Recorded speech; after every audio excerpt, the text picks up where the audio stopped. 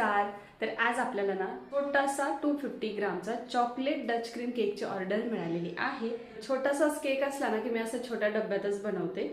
तर हा बघा किती इझिली टिनमधून सेपरेट पण झालेला आहे आणि खूप खूप खूप जास्त सॉफ्ट बनलेला आहे। तर चला तर मग केक बनवायला सुरुवात करूया। आता आपल्याला 250 ग्राम इतका केक बनवायचा तर त्यासाठी मी इथे 40 ग्राम एवढी चॉकलेट घेतलेली आहे। चॉकलेट आपल्याला बारीक चॉप करून घ्यायची आणि 3 चमचे कडक दूध घेतलेलं आहे, त्यामध्ये ही चॉप केलेली चॉकलेट ऍड करायची। आता गरम दूध असतं ना त्यामुळे चॉकलेट लगेच मेल्ट होते। तर हे बघा चॉकलेट मेल्ट व्हायला सुरुवात झालेली आहे आणि चॉकलेट दुधामध्ये छान मेल्ट झाली की आपलं हे गनाश तयार होतं। बस हे चॉकलेट गनाश रूम टेम्परेचर मध्ये येईपर्यंत वेट करायचं।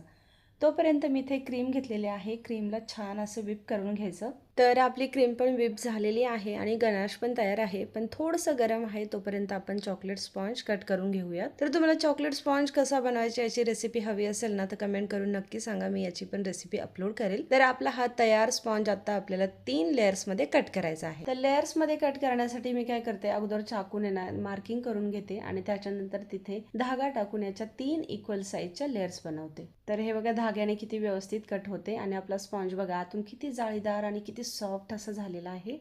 आता डच क्रीम बनवण्यासाठी क्रीम तर आपण अगोदर स्वीप करून ठेवलेली होती, चॉकलेट गनाश पण तयार करून ठेवलेलं होतं। तर हे सगळं गनाश आपल्याला या क्रीम मध्ये मिक्स करायचं आहे। क्रीम मध्ये मिक्स करताना बस एकच गोष्ट लक्षात ठेवायची, ही क्रीम व्यवस्थित अशी व्हिप केलेली असली पाहिजे आणि जे चॉकलेट गनाश आहे ते रूम टेम्परेचर मध्ये असलं पाहिजे। थोडंही गरम जर असेल तर डच क्रीम व्यवस्थित बनत नाही। तर इथे मी 2-3 चमचे गनाश ठेवलेला आहे आणि बाकी सगळं गनाश यामध्ये ऍड केलेलं आहे। आता हे ना छान असं मिक्स करून घ्यायचंय, बस 1 मिनिट पर्यंतच मिक्स करायचंय, ओव्हर मिक्स नाही करायचं। आणि इथे बघा आपली डच क्रीम तयार आहे। परत एकदा स्पॅच्युलाने याला छान मिक्स करून घ्यायचं आणि बघा आपली 250 ग्रामच्या केकसाठी लागणारी डच क्रीम तयार आहे। तर थोडंसं डच मी इथे गोल्डन बोर्डवरती लावलेलं आहे आणि आपल्याला केकची ही जी एक लेयर आहे ती ठेवायची, त्याला शुगर सिरपने छान असं मॉइस्ट करून घ्यायचं।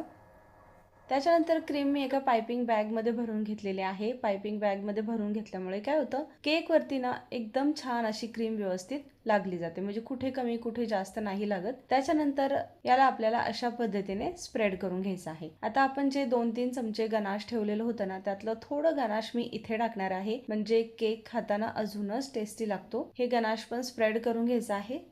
आता त्याच्यावरती ठेवलेली आहे दुसरी लेयर, ही लेयर पण आपल्याला शुगर सिरपने छान अशी मॉइस्ट करून घ्यायची आणि याच्यावरती पण क्रीम अप्लाय करायची। क्रीम अप्लाय केली की स्पॅच्युलाने परत एकदा व्यवस्थित अशी स्प्रेड करून घ्यायची। त्यावरती पण 2 चमचे मी गनाश टाकलेला आहे, हे गनाश पण व्यवस्थित असं स्प्रेड करून घ्यायचं।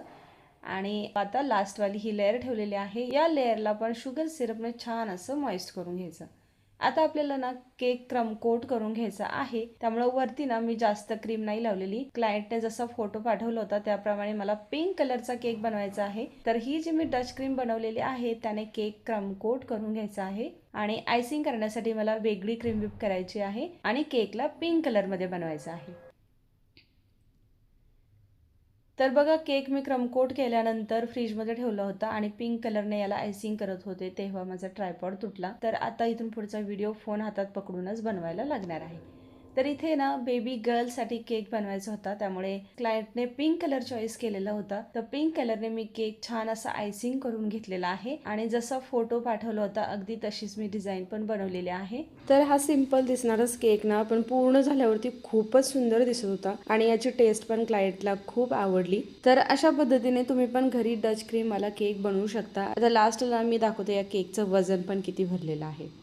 तर आपला केक ना आता डिलिव्हर करण्यासाठी तयार आहे आणि फक्त 250 ग्रामच्या केकची ऑर्डर मला मिळाली होती। पण चॉकलेट केक म्हटलं ना की थोडं जास्तच वजन भरतं, पण माझ्याकडून ना खूपच जास्त झाले, म्हणजे जवळजवळ अर्धा किलो इतका केक झालेला आहे।